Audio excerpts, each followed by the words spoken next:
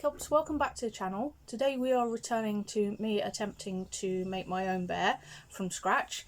Of course I'm sure. Yeah, this time I've done my own pattern. How well it's going to work, we're about to find out. But for now, let's get going. I was really excited to start this project working on my own pattern, but I quickly realised it wasn't going to go quite smoothly as I had hoped. Part of that was when I turned Bearamy inside out, who I'd based the pattern on. Obviously I could see a lot more seams than I had done initially, and I'd actually just done this pattern from him being whole, and there was a huge difference, but I persevered. And yeah, I was still excited to get this guy done, and I just thought I'd show you guys here this is why I speed this up for you, because when you're actually sewing, you do kind of lose yourself in it, and it's, you know, very easily switch your mind off, and just you don't really realise how long the whole process actually takes until you step back, and particularly when you watch it back. From filming it, it looks so painful. It's like, come on, hurry up, please.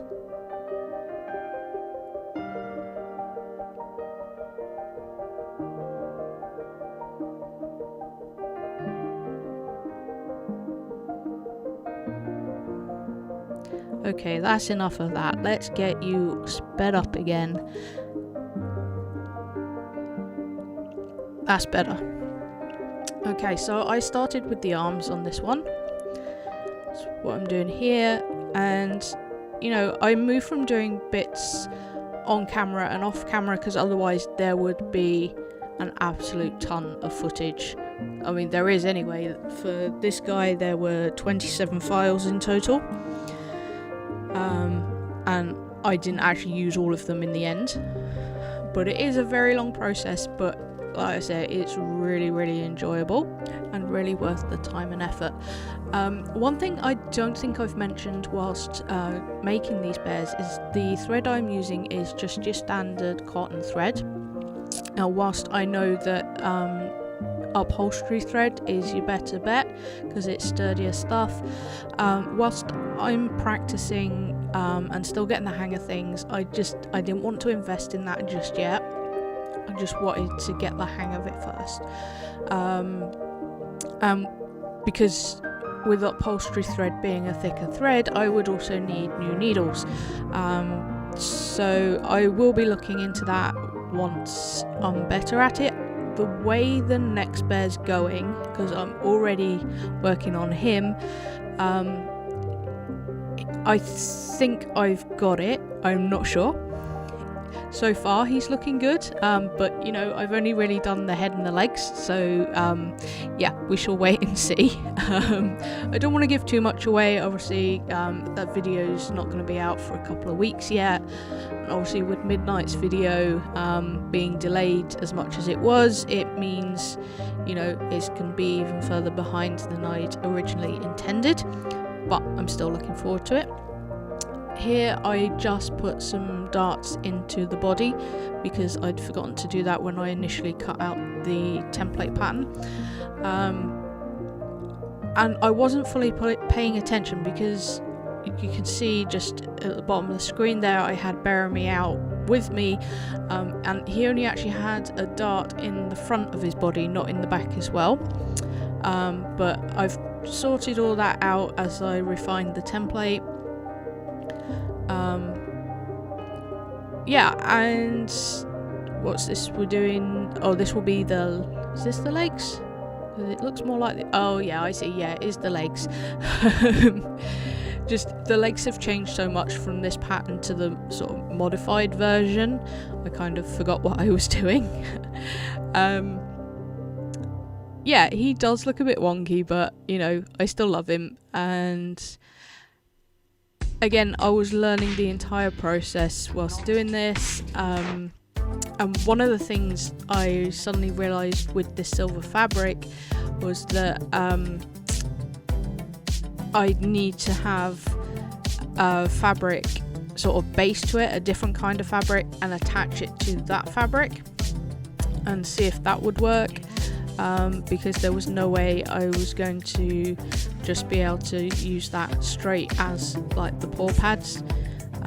So here I'm just cutting out the new paw pad shapes in the fleece fabric, and as I've mentioned before, I really like this fleece fabric. It's really soft, really cuddly, and yes, whilst I know bears tend to have longer pile fur, you know, does it matter? Not really.